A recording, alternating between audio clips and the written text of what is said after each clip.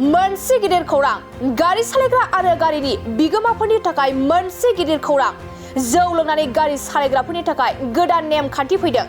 थारैनो जौ लोंनानै गारि सालायनायखौ होबथानो थाखाय खुंथाय बिफाना हादोराव गोदान नेम खान्थि फोसावदों। जौ लोंना गारि सालायग्राफोरा सांग्रां जा, मानोना बे बारनिफ्राय जौ लोंनानै गारि सालायनायखौ गोख्रों साजा होनाय जागोन। जौ लोंनानै गारि सालायोब्ला खुंथाय बिफाननि मेगनाव गोग्लैगोन। जौ लोंनानै गारि सालायग्राफोरनि सायाव खुंथाय बिफाना जेबो अननाय आरो निमाहा होनाय जानाय नङा। जौ लोंनानै गारि सालायनायावनो गोबां जाब्रबथायफोरा जाफ्लेबाय थायो। बेफोरखौ नोजोर बोनानैनो खुंथाय बिफाना बे राहाखौ लादों। जुदि गारि सालायग्राया जौ लोंनानै गारि सालायो अब्ला बिनि लाइसेन्सखौ जब्द खालामनाय जागोन। जौ लोंनानै गारि सालायनायाव जायफोरा गिबि खेबनि हमजादों अब्ला बिसोरनि लाइसेन्सखौ 3 दाननि थाखाय दाननाय जागोन। जुदि बे आयेनखौ मानियालासे खनले सिफायो अब्ला बिनि सायाव खुंथाय बिफाना गोख्रों साजा होनाय जागोन। लोगोसे खुंथाय बिफाना बिनि लाइसेन्सखौ आबुङै दाननाय जागोन। बिनि अनगायैबो गोबां रांनि जुरिमानाबो होनांगोन। नोंथाङा जुदि जौ लोंनानै गारि सालायनायाव गिबि खेब हमजायोब्ला 10,000 रां जुरिमाना होनांगोन आरो खनले हमजायोब्ला 20,000 रां जुरिमाना होनांगोन। लोगोसे बेनि अनगायैबो नोंथाङा जोबथेसालियाव थानांगोन।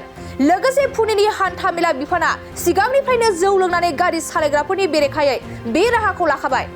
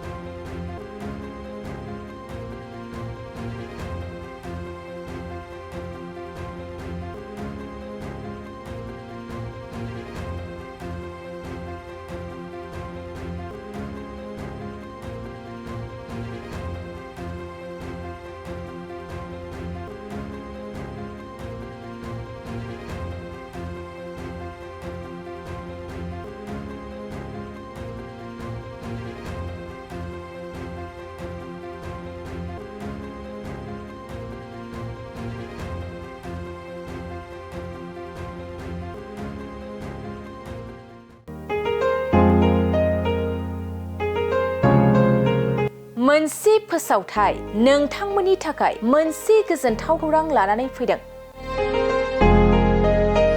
अदालगुरि जिल्लानि सिङाव थानाय डिमाकुसि बरंगाजुलिनि पिपल हलियाव लानानै फैदों नोंथांमोननो लेब्रा मुंनि गंसे गोदान रिजर्ट। नोंथांमोना बे लेब्रा मुंनि गंसे गोदान रिजर्टखौ तामुलपुर रडनिफ्राय फैब्ला सुख्लाय ब्रिजनि आगदा आरो अदालगुरि रडनिफ्राय फैब्ला सुख्लाय ब्रिजनि सिगाङाव आगसिथिंजाय मोननो हागोन।